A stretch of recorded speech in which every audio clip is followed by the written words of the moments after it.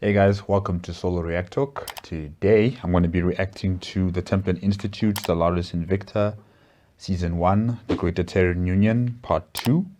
If you want to check out my previous parts, I'll put the card right up here. Just click on it and you'll be able to access it. Okay, let's start. Okay, 3, 2, 1.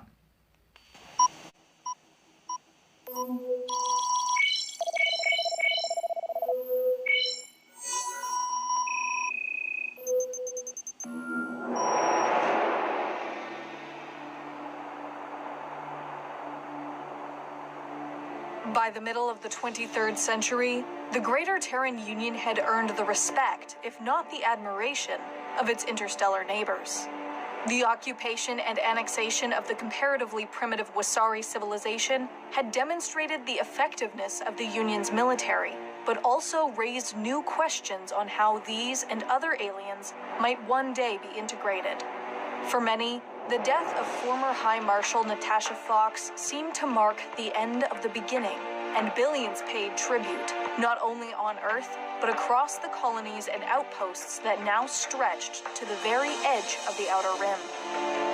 The Greater Terren Union had intended to seize critical resources before their expanding list of rivals, but the exploration of the Outer Rim brought with it unparalleled dangers.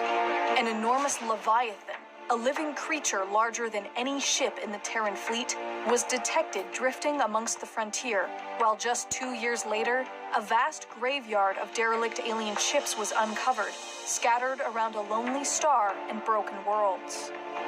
This latter discovery intrigued the Union's leadership, who assembled a task force to uncover whatever mysteries might lay there.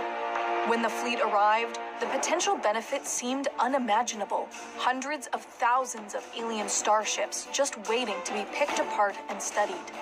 The fleet was not alone, however. Among the drifting debris, an incredible mechanical construct sifted through the wreckage, scavenging useful parts to add to its own patchwork configuration. Only a few of the Union ships returned. The rest became the newest additions to the system-wide graveyard. Whether the machine it encountered was the sole survivor of some great battle or a scavenger from some distant nation remains unknown. But it was clear that the Greater Terren Union had begun to meddle in affairs far beyond its understanding. The disaster in the Outer Rim had weakened Fleet Command at the most inopportune moment, and begun to flare between the United Clans of Skiron and the Rixian Galactic Directorate. The Union had committed to a mutual defensive pact with the United Clans, but with Fleet Command under strength, the Directorate was emboldened. On February 16, 2263, the Rixian Galactic Directorate, together with the Volhive, declared war upon the United Clans of Skiron. The Greater Terren Union honored its commitment and immediately entered the war, issuing its first mass mobilization orders since the end of the Great Invasion. It took nearly a year for Fleet Command to recover its strength, and by then, the United Clans had lost nearly half their territory, with their capital and core worlds under siege. In a bold attempt to quickly force the Union out of the war, a Rixian fleet attacked Fleet Station Thermopylae. Unbeknownst to them, however, newly deployed Terran sensors and intelligence from the United Clans of Skiron had spotted the fleet's approach. When the Rixians arrived in the Thermopylae system, the combined might of the Greater Terren Union was waiting for them. The Battle of Thermopylae was decisive.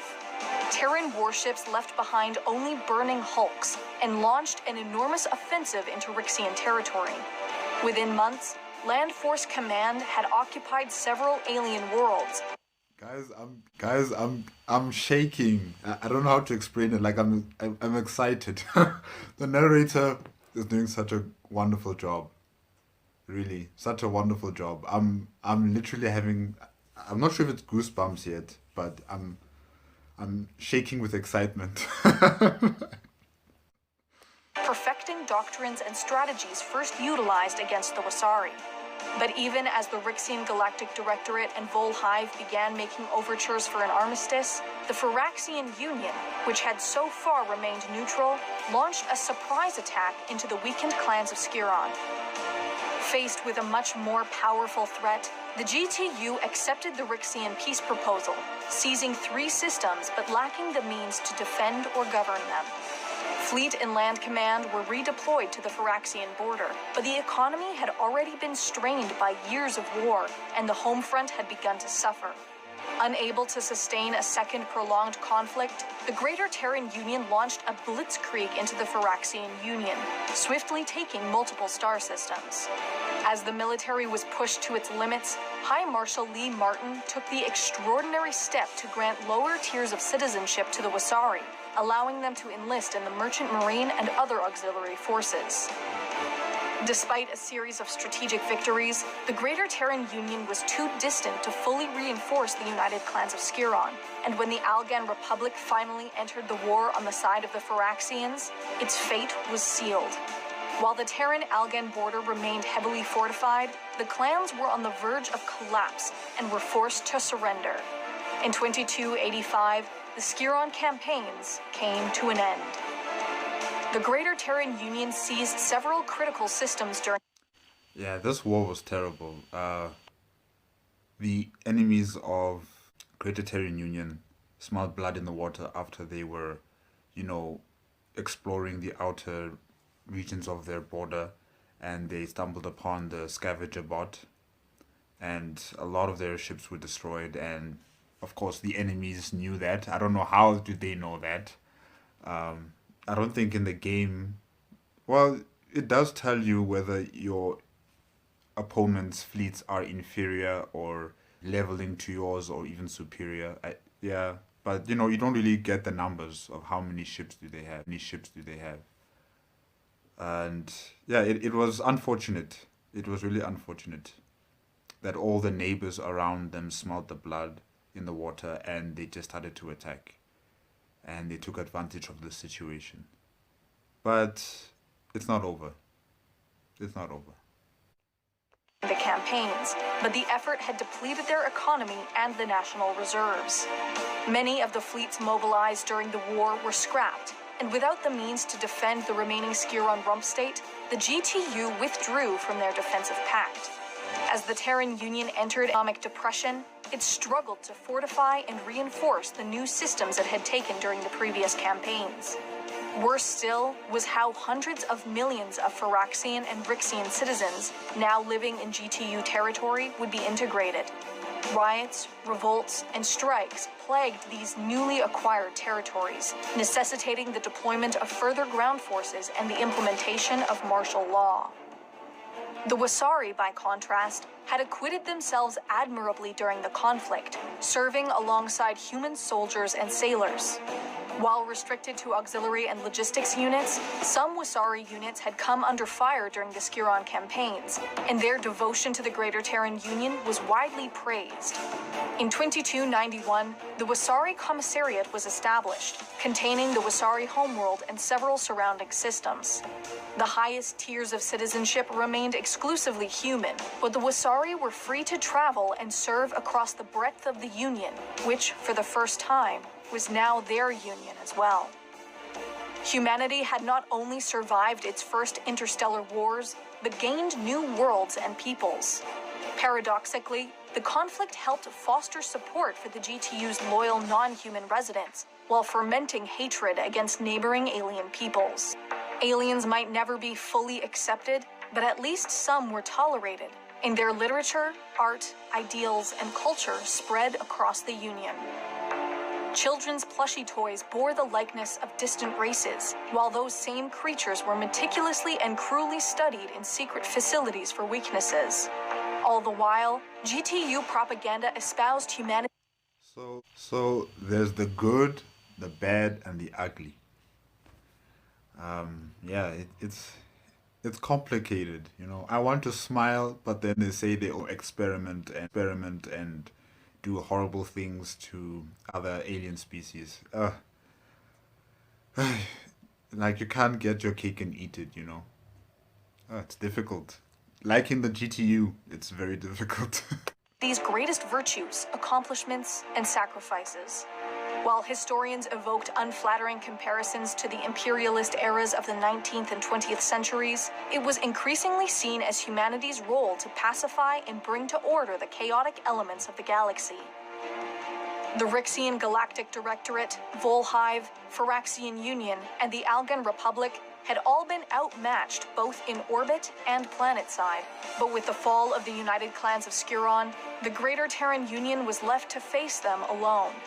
Still greater threats have emerged on the far edge of human colonization efforts, with the Perronisti Union and the Sooth-Vel Confederacy closing their borders and fortifying their positions.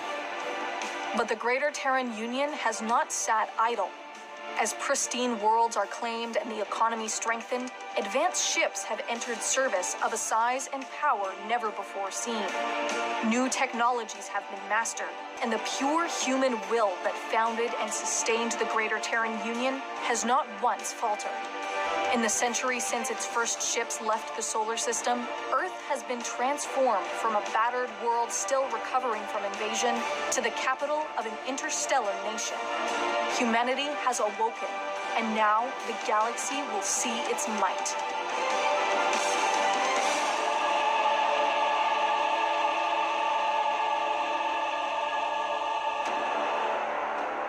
In Stellaris Invicta, the Templin Institute guides the Greater Terran Union into an uncertain future, one you can influence. Every Saturday, we'll live stream our progress on our Twitch channel, and viewers and patrons will have the opportunity to vote on decisions, help name planets, ships, leaders, and more. If you missed the live stream, you can catch up on what happened when the stream is published the next day to the Templin Archives channel. Then, once a month, we'll produce a video like this one, detailing everything that's progressed in the Greater Terran Union's struggle to achieve galactic supremacy. The next live stream of Stellaris Invicta begins 1 hour after this video has gone live. We hope to see you among the stars.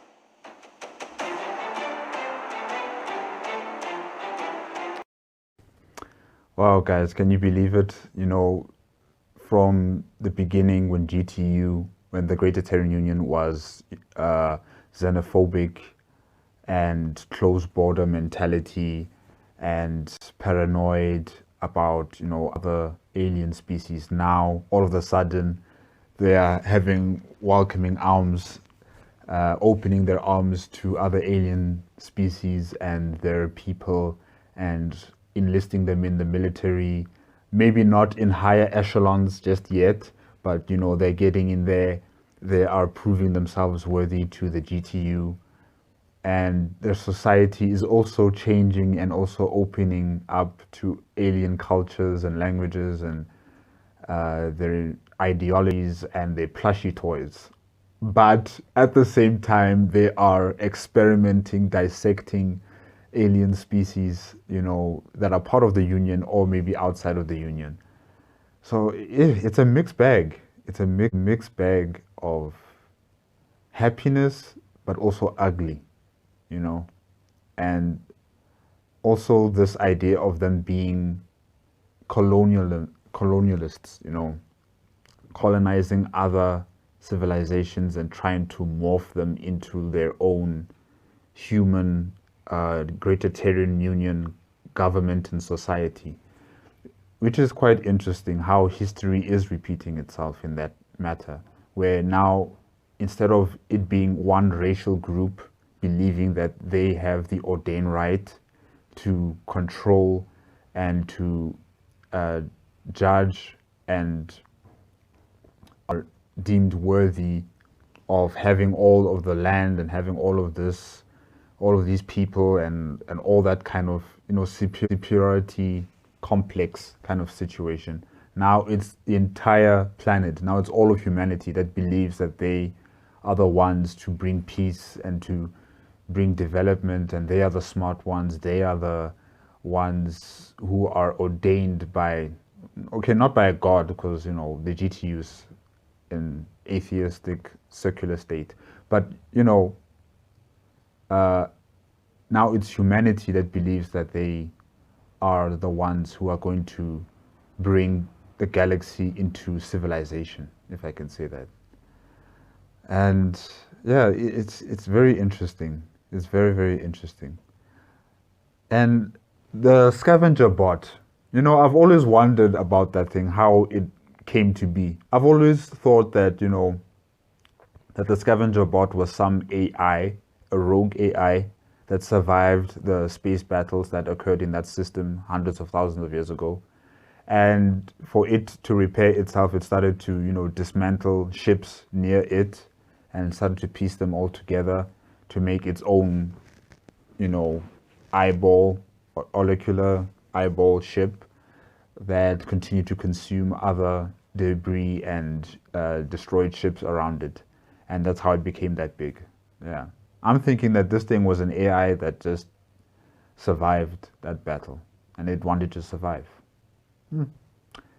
Guys, that's it for part 2. Remember, if you like the video, you can give me a like, comment, and subscribe to my channel. Also, click on the notification bell if you want to be up to date with my latest videos. Okay, that's it. GTU. Bye-bye.